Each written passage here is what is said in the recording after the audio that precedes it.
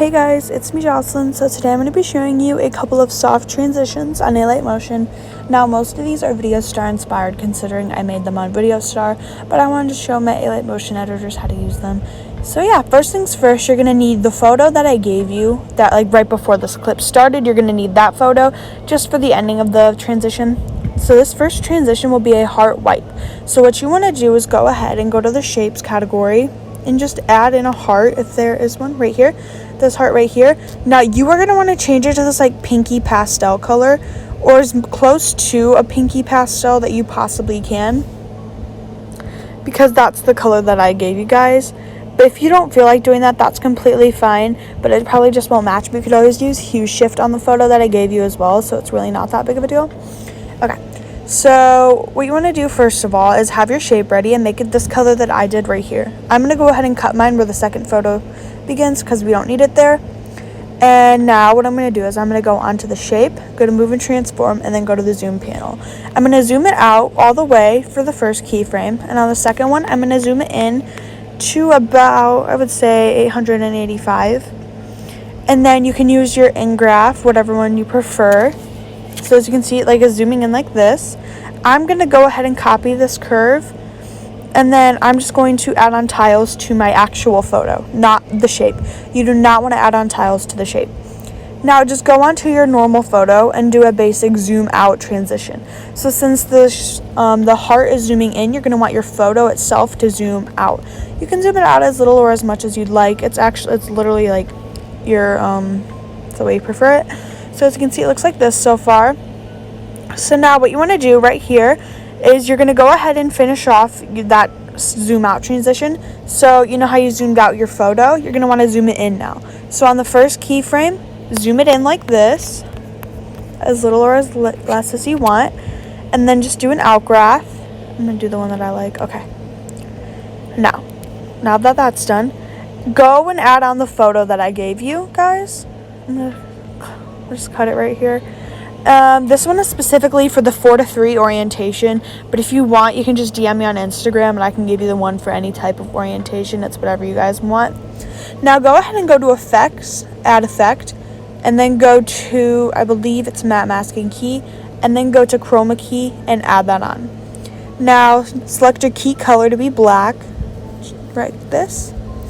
And as you can see, there's still a little bit of black left here, so we're going to go ahead and we're going to make it so you can't really see it, because you really only want the pink there. You want to have as little shadow, I guess you could call it, as possible.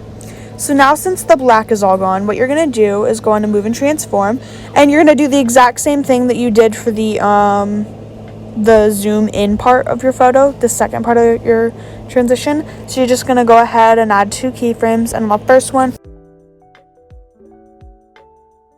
second one, zoom in your photo all the way. Whoops, I did not mean to do that. Zoom in your photo all the way.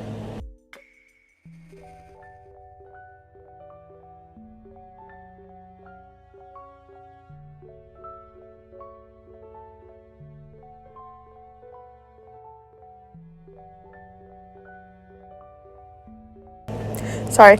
So now what you want to do is on your second keyframe, just zoom in your photo all the way so you don't see the heart anymore. And you guys could add on shakes to this if you wanted to make it look funner or cooler. And oh, sorry, apparently I did not add on the right graph to this one. I don't know. Okay, anyways, this is what it looks like, the final transition. As you can see, my heart right, like this shape heart right here, and then the heart that I did the color with, are not exactly the same shade, but they're close enough to the point that nobody's really going to notice unless someone points it out. And your edit's probably going to be going like at a certain like pace, so it doesn't really matter in my opinion. But yeah, this is the first transition, a heart wipeout. I'm sorry if you hear any background noise. People are like playing games out in the living room, so yeah. Okay, so for this next transition, this is going to be a Polaroid slide and shake, I guess. So what you want to do is open up PixArt, and then you're going to want to add your photo into a transparent background. So tap the plus, all photos, and then go to background, and then select just this transparent one. Now go to sticker and type in Polaroid frame, and you can choose whatever one you want. I like this one right here because it's the most basic one, and I'm going to set this to the side for now, right over here. I'm going to zoom it out a little bit just so I can see. And then I'm going to add my photo that I had from yesterday, I think it was. Right here. We're going to use this photo. And what you want to do is fill it up to like right here. Remember, it's a transparent background, so it doesn't really matter the size you do. But you just want the Polaroid frame to fit over the photo. So I'm going to go ahead and tap it real quick. I'm going to get rid of the Polaroid frame just so I can like re-add it and show you guys. Okay, so now we're going to add a sticker instead. Just a sticker. Then we're going to put a Polaroid frame over that. And you're going to want to fill it so it fits perfectly. If you have a 4:3 photo orientation, it'll probably work pretty easy, but you might still have to adjust it. As you can see, I'm just doing mine like this, and then I'm going to save it. Okay, so now I'm going to get rid of this right here. I'm going to have my photo set up like this. So the Polaroid is just going to come and slide in from the side. So I'm going to add 2 transitions, one at the beginning and one at the end. And on the first one, I'm going to slide in the photo like this. Then I'm going to do my outgraph. You could do a bouncy outgraph if you want to make the shake, just like so it shakes when it comes in like this.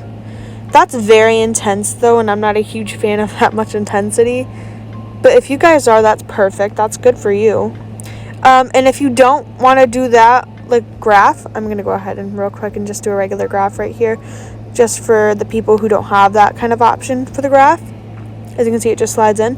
What you can do is go into Effects, Add Effect, go to Move and Transform, and then go to Oscillate. And then you guys can make the angle, I think, yeah, it's 45 degrees. You can make the frequency as much or as little as you want. I'm just going to do 2.25 and add 2 keyframes on magnitude. And on the first one, you can increase the magnitude to whatever you please. So I'm going to go ahead and do this outgraph real quick. And as you can see, it comes and shakes in a little bit. I'm not a huge fan of that. So what I'm going to do is I'm going to make the frequency a little bit less and change the angle on it.